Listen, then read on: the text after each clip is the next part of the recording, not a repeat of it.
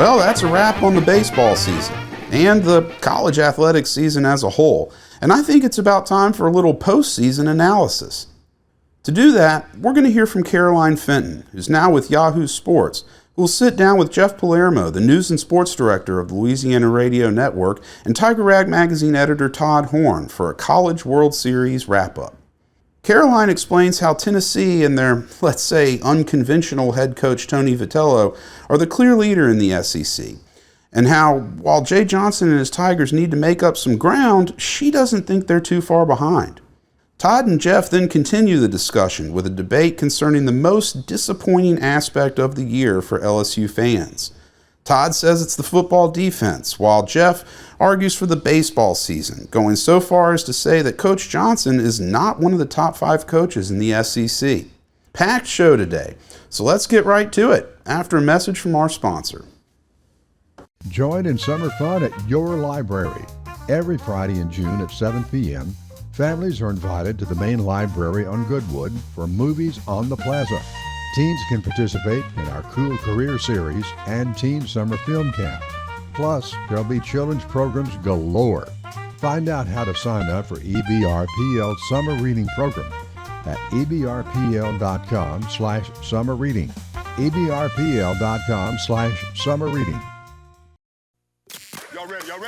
Let's go. Come on. Tiger Rag Radio is on the air. Let's crank this thing up. We're statewide, breaking down the latest happenings with LSU athletics. This is us. Hear from the coaches, Put together a defense that puts us in a position to win the SEC. the players, Having fun and we working, baby. That's it, man. the recruits, Show some passion and some heart. and those who cover the Fighting Tigers of LSU and the All SEC. those things are going to be there, which are important. It's 2 hours of nonstop LSU What talk. a privilege. I mean, you get to represent LSU. Tiger Rag Radio is brought to you by Cummins. Cummins creates power solutions that the world depends on. Helm Paint and Decorating. The paint experts of Louisiana. Louisiana Beef Industry Council. Max Home. And the East Baton Rouge Parish Library. Get ready to talk Tigers with producer Jackson Blackman and our hosts, Todd Horne and Jeff Palermo. 3 great players that are better people than they are players. This is Tiger Rag Radio. Yeah, we're back here on Tiger Rag Radio. Jeff Palermo along with Tiger Rag editor Todd Horne. Jackson Blackman, our producer. Let's put a wrap on what was a very entertaining College World Series. Caroline Fenton was in Omaha for it all. She joins us. Caroline, Sirius XM College Sports radio host, joining us now here on Tiger Rag Radio. How you doing tonight, Caroline? I'm doing great. I very much so wish I was in Omaha for the College World Series. Unfortunately, I was not. It's a bucket list item, but I don't think there's ever been a College World Series that wasn't fun. It's always going to be a blast on the field and off the field. Yeah, it certainly is. And it certainly was an entertaining series with the it was kind of a shame that you didn't have in the, I guess, the double elimination portion, you didn't have any of the games go to the and if game, if you would. There was no games on Thursday or Friday. You didn't have the Tommy White walk-off home run to get you into the championship series. You didn't have a moment like that. But you had a lot of walk-off victories at the beginning. And then I think in the end, it really, the 2 best teams all season long, Tennessee and Texas A&M, met in the championship series. And even in Major League Baseball, you don't normally get the 2 best teams all season long matching up in the World Series. But here, at least for this College World Series, you did have the 2 best teams. And you really don't get that very frequently in baseball, period, but specifically college baseball, because it's really hard to win in the postseason. Look at 2022 Ole Miss. Did anyone put money on that team winning the College World Series, let's say in April or May, when Ole Miss was below 500 in SEC play? Absolutely not.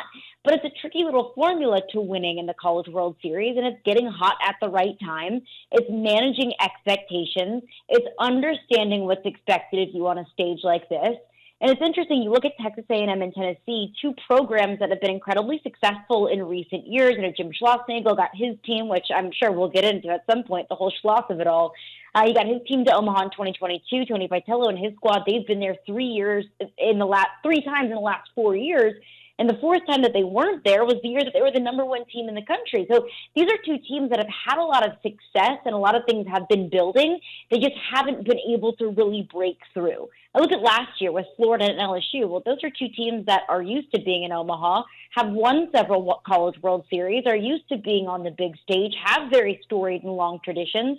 Texas A&M and Tennessee don't really, but they were, as to your point, the two best teams in college baseball. And for both of those programs, I could have said one of them is going to have to break through at some point. And ultimately, Tennessee was just the better team. See, I would have said going in that Kentucky was the second best team this year, not Texas A&M. But I guess I was proved wrong during the finals. During the College World Series itself. But was that just a case of, like Skip Bertman always says, you've got to go multiple times, and this was Kentucky's first time ever, and they just needed to experience it, or were they just not really on the level of Texas A&M and Tennessee? I think there's a little bit of truth to both of it. I live in Nashville. I'm very close to the Tennessee baseball program, a lot of Tennessee fans in my life. And in 2022, they all were saying, well, we're going to win the national championship. Obviously, we're the best team. And I said, no, look, you're new to this. You don't get it. You don't get how hard it is to win in the postseason. And obviously, this Tennessee team and this Kentucky team are drastically different. But I do think that there is a certain bit of truth to you have to be there. You have to get it. You have to know Omaha and how it works and kind of the strategy of it all. And Nick Mingione is a fantastic coach. I think he just has to be there a few more times to know really what it takes to win on this stage. I also think that I have some questions about if the style that Kentucky baseball plays is what it takes to win a national championship. Kentucky's a very small ball kind of team, which I know Nick Mingione would roll his eyes and be so frustrated if he heard me say that. But I think to win a College World Series, you have to be able to win a lot of different kinds of baseball games.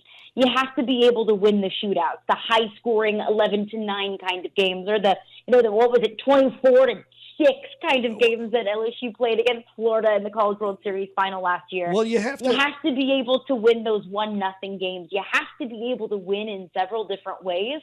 I don't know if Kentucky's small ball style is enough to win a national championship. Is it enough to be a very good team? Absolutely. But I think that they have a little bit of ways to get there to break through. You have to, and it's the same way in Major League Baseball because the pitching gets better, so you can't – it's very difficult in postseason play to think you can just string along 4 or 5 consecutive hits and score runs that way. You have to hit the ball out of the ballpark. Tennessee, in the first 2 games of the championship series, they were 3 for 21 with runners in scoring position. But they hit 2 home runs on Sunday, and they had great pitching, and they got to the championship game. And so, because they were able to hit a couple of home runs on Sunday, you basically a bloop and a blast is what you need, and that is. Maybe going to be a sticking point for Kentucky. But what I wanted to ask you about Tony Vitello, what is it about this guy? Is he crazy? How is he taking a program that was just floundering along, hoping for, that only really a sports program, or I guess a fan base that wanted to win in football. They're cool with winning in men's basketball. They love the Pat Summitt era. Baseball, who cares? And now they're the most rabid, and if you ask some LSU fans, the most obnoxious baseball fans in all of college baseball. How did they become this juggernaut led by this guy in his 40s? And is he crazy? He is absolutely crazy, 100%. But sometimes, that's all it takes is having a little bit of a screw loose to be an absolute expert in your craft. I think if you ask any fan of any fan base out there, they would say that Tennessee baseball is the most obnoxious fan base out there. But it's just kind of a trickle-down effect of the coach. Tony Vitello he's quirky, he's odd, he's boisterous. He's not everybody's cup of tea. He's one of those coaches that I view kind of like Steve Spurrier. If he's your coach, you love him. If he's not your coach, he drives you crazy.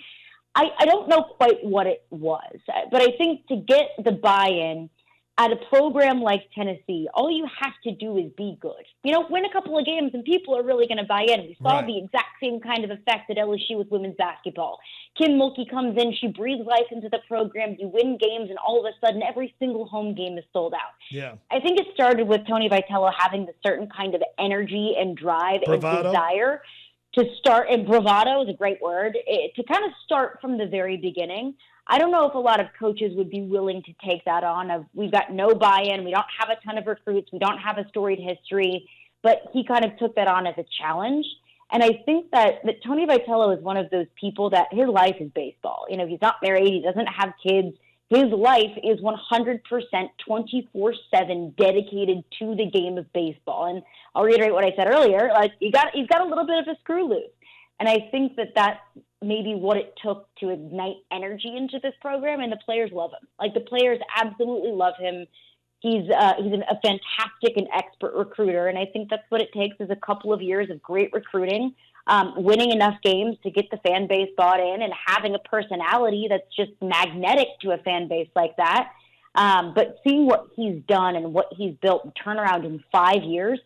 He's been at Tennessee for 5 years, and he's been in Omaha 3 of those last 4 years. He's been the number 1 overall seed twice in 4 years. It's something special. I think Tim Corbin is a fantastic coach.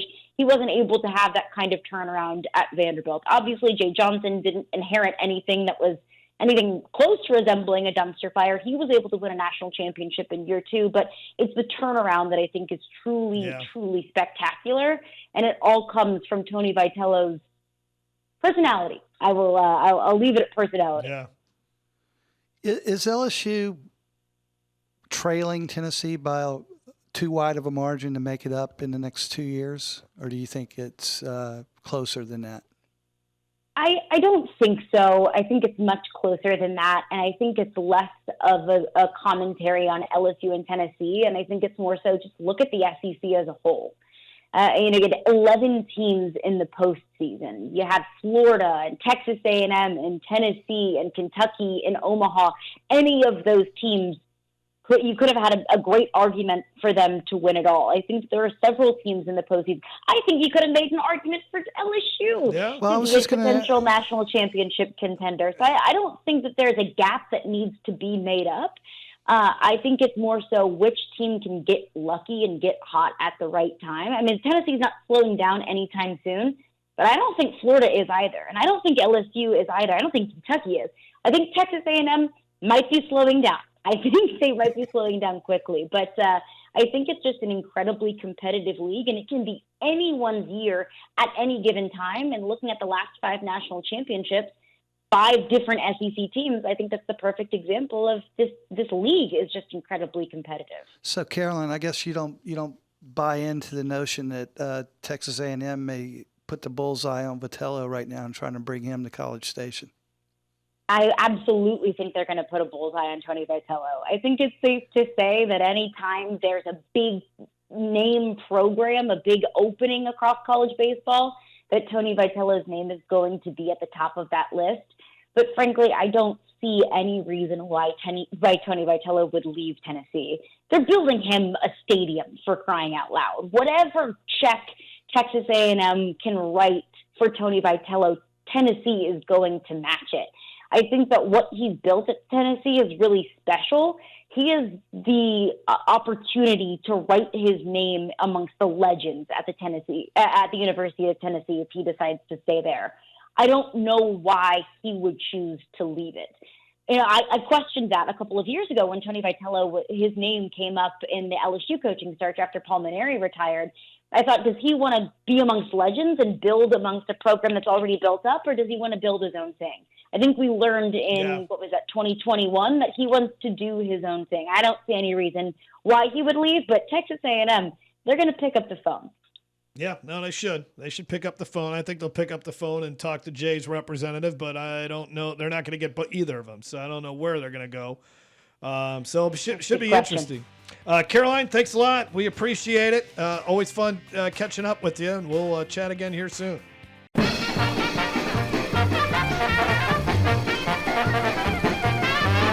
All right, we're going to put a quick bow on the 2023-24 athletic season in like 2 minutes here. All right, Coach of the Year, Jay Clark for LSU Gymnastics. Because he won a national championship. There you go. LSU Student Athlete of the Year. I'll go with Jaden Daniels. You think Haley Bryant? I think Jaden Daniels was, obviously football is still much bigger than gymnastics, but I think that Haley Bryant is as much as, if not more, of a generational athlete overall than Jaden Daniels. And Haley Bryant could be your Athlete of the Year next year. She could be. Since I have a negative mindset about things and I'm kind of angry sometimes, so I got to ask. Sometimes. I got to ask you this question. What was more disappointing, the LSU baseball team or the LSU defense in football? Hey, the baseball team did start out 3-12, but Jay Johnson told us all along they were one of the top 15 teams in the country. Did you see the Baseball America poll that came out today? They weren't. Baseball America, D1 baseball, it's all about. So for those that did not, LSU did not even finish in the top 25, a team that was preseason ranked number 2. They were in the last top 25. In the Baseball America, they were not ranked 25 when the season was at. That is disappointing, my friend. Before the CWS finals, LSU was 24th. Now they dropped out. How does that happen? Because you looked at it and go, my goodness, they're not even one of the top 25 teams. They were. They redeemed themselves. What was the most disappointing thing? We knew LSU's defense was going to be bad. They sucked. And that cost That cost you a college football playoff appearance. And a really good shot at the national championship, because that was an offense that was led by a quarterback who was phenomenal, by 2 receivers who were phenomenal, and by an offensive line that's going to be the only thing that's really going to be LSU's going to have going for it this year, because that defense isn't going to be much better. All right. Write that. I am. I hope they are, and I hope I'm wrong. And it's all going to come down to coaching. And LSU does have better coaching, and they do. And that they're going to have to develop. Coach them up. They're going to have to develop players that from a baser level, because they don't have the talent on that defense right now.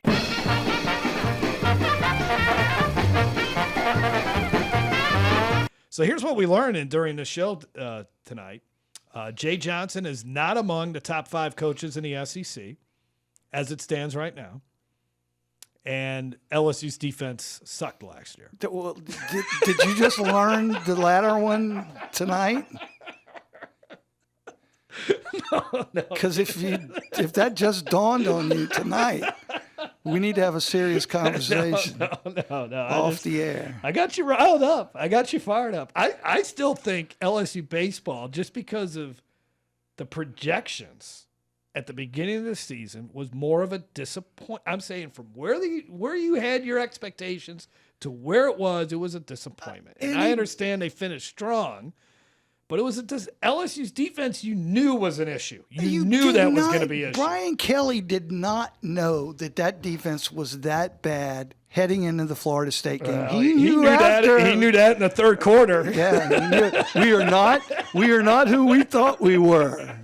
That's probably that should be the quote of the year. You're right. That probably is the quote of the year. If we want to really put a bow on the 2023-24 season, that would be it. And that was in the postseason press conference of the Florida State. Post-game press conference. Post-game. What did I say? Postseason? Yeah, postseason. Yeah. So, but the LSU baseball start to 3-12 in the SEC was just a matter of a schedule, man. It was a tough schedule, and it was the pitching not coming together yet, and they weren't hitting the ball, but they came together, man. And didn't even finish in the top 25 in one respected college baseball poll. That's disappointing. That's all propaganda. All right. So a new dawn of college athletics begins on July 1st. Obviously, not only does Texas and Oklahoma get into the SEC, but we got the 12-team playoff. And I was thinking about this, Todd. I mean, we were talking with Chris Plank from the Sooner Radio Network, and I really do think that LSU-Oklahoma game, the regular season finale, a playoff spot will be on the line for possibly both teams, for at least one of the teams. I really think that it would be a huge disappointment if it wasn't. But we're gonna enter an era now where when November comes around, we're going to be like watching the Oklahoma State TCU game, because one of those teams might have 2 losses and you need to get one of them to lose to help boost your stock in the 12-team playoff. It's going to be, I don't know if people have wrapped their minds around. I know we're all still in our summer and we're just coming off this College World Series, but I don't think people realize how different next season will be. Yeah, it's a great point, and I think it is going to, obviously people are going to start to realize it sooner. The realization of it. You're going to be, if the scenario unfolds the way you just described, you're going to be watching LSU and Oklahoma for a right to go to the playoffs, and then host another game, a playoff game in Tiger Stadium. Potentially, if it plays out the way you're saying.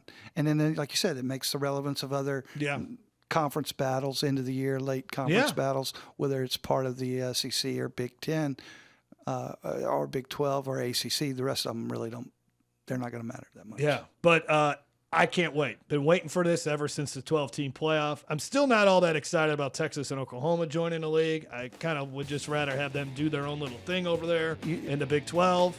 Why are they having the conference, the SEC media football conference in Texas? Because it's now Texas world, and we're all just living in it. Yes. Is Schwarzenegger going to be the speaker? Yeah, he's going to be the door greeter. I think that most people that contact the 90-Day Lifeline are looking to be heard and to feel seen. Anybody that calls here to talk about anything that has them upset, we will talk to them. Even on our chat and text services, you will be actually chatting and texting with a real person. We have enough resources to be able to help people in any type of situation. We have helpline specialists that are trained to handle the variety of calls that we get. It's a very laid-back thing. We're not judging anybody. We're just a listening ear that some people don't have. Well, that'll be it for today's show. Thanks for tuning in. A big thank you to Jeff, Todd, and Caroline for their discussion. We'll be back with you next week, but until then, stay tuned to TigerRag.com for all your latest LSU sports news.